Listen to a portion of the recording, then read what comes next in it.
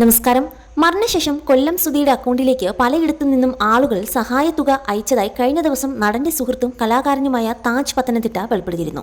മാത്രമല്ല, അക്കൗണ്ടിലേക്ക് വന്ന പണം ഭാര്യ രേണുവാണ് ഉപയോഗിക്കുന്നത് എന്ന തരത്തിലും സംസാരം നിറഞ്ഞിരുന്നു.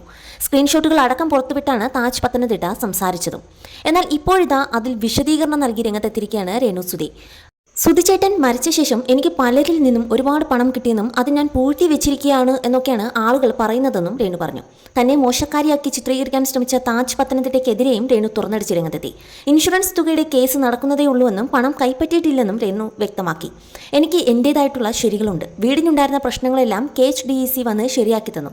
അവർക്ക് താങ്ക്സ്. ഞാൻ വീഡിയോസ് ഒന്നും കാണാറില്ല. ഫ്രണ്ട്സ് പറയുമ്പോഴാണ് ഞാൻ പലതും അറിയുന്നത്. ഇതൊന്നും കാണാത്തത് കൊണ്ടാണ് ഞാൻ ഹാപ്പിയായി ഇരിക്കുന്നത്. സുധിച്ചേട്ടൻ മരിച്ച ശേഷം എനിക്ക് പലരിൽ നിന്നും ഒരുപാട് പണം കിട്ടിയെന്നും ഞാൻ അത് പൂഴ്ത്തി വെച്ചിരിക്കുകയാണ് എന്നൊക്കെയാണ് ആളുകൾ പറയുന്നത്. ചേട്ടൻ മരിച്ചു 9 മാസം കഴിഞ്ഞ ശേഷമാണ് ചേട്ടൻ്റെ ബാലൻസ് ഞങ്ങൾ ചെക്ക് ചെയ്തത്. 75,000 രൂപ ഉണ്ടായിരുന്നു. ഇടയ്ക്ക് ചേട്ടൻ്റെ അക്കൗണ്ടിലേക്ക് പൈസ വരുന്നത് കണ്ടാണ് പരിശോധിച്ചത്. ചേട്ടൻ മരിക്കുന്നതിന് 2 ആഴ്ച മുമ്പ് പൈസ അടയ്ക്കാത്തത് കൊണ്ട് കിച്ചുവിന് വാങ്ങിക്കൊടുത്ത ബൈക്ക് സിസിക്കാർ പിടിച്ചുകൊണ്ടുപോയി. അത് അവനും സുധിച്ചേട്ടനും വലിയ വിഷമമായി. അടുത്ത മാസം പൈസ കിട്ടുമ്പോൾ മറ്റൊന്ന് വാങ്ങിത്തരാമെന്നും സുധിച്ചേട്ടൻ അവന് ഉറപ്പ് കൊടുത്തിരുന്നു. ഇതെല്ലാം ചേട്ടൻ്റെ മരണശേഷമാണ് ഞാൻ അറിഞ്ഞത്. അതുകൊണ്ട് ആ പൈസയ്ക്ക് അവന് ഞാനൊരു ബൈക്ക് വാങ്ങിക്കൊടുത്തു. അല്ലാതെ ഞാൻ അതിൽ നിന്നും പണം എടുത്ത് പൂഴ്ത്തി വെച്ചിട്ടില്ല. താജ് എൻ്റെ തന്തയൊന്നുമല്ലല്ലോ. അയാളെ ഞാൻ എല്ലാ കാര്യവും ബോധിപ്പിക്കണം.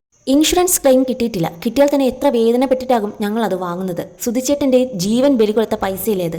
അതെനിക്ക് തിന്നാനുള്ളതല്ല എന്നായിരുന്നു രേണു സുധി പറഞ്ഞതും. ഇൻഷുറൻസ് ക്ലെയിമിൻ്റെ പൈസയുടെ കേസ് നടക്കുന്നതേയുള്ളൂ. സുധിച്ചേട്ടൻ മരിച്ച ശേഷം കിച്ചുവിൻ്റെ കുറ്റം എന്നോട് വന്ന് പറഞ്ഞ ആളാണ് താജ്. അവനെ സൂക്ഷിക്കണം, അവൻ പൈസ മേടിക്കും എന്നൊക്കെയാണ് ഇയാൾ പറഞ്ഞത്. ഇയാളുടെ ഉദ്ദേശം അറിയാവുന്നതുകൊണ്ട് ഞാനൊന്നും പറഞ്ഞില്ല. എന്നെപ്പറ്റി അയാൾ പറഞ്ഞതുകൊണ്ടാണ് ഞാൻ ഇതെല്ലാം വെളിപ്പെടുത്തുന്നത്. നിന്നെ എതിർക്കുന്നവർക്ക് എതിരെ കേസ് കൊടുക്കാനും അയാളാണ് എന്നോട് പറഞ്ഞത്. എന്നെ കിച്ചുവിനെയും വേർപിരിക്കുകയാണ് പലരുടെയും ലക്ഷ്യം. പക്ഷെ അത് നടക്കുന്നില്ലെന്നും രേണു പറഞ്ഞു. 2 വർഷം മുമ്പ് കാർ അപകടത്തിലാണ് സുധി മരിച്ചത്.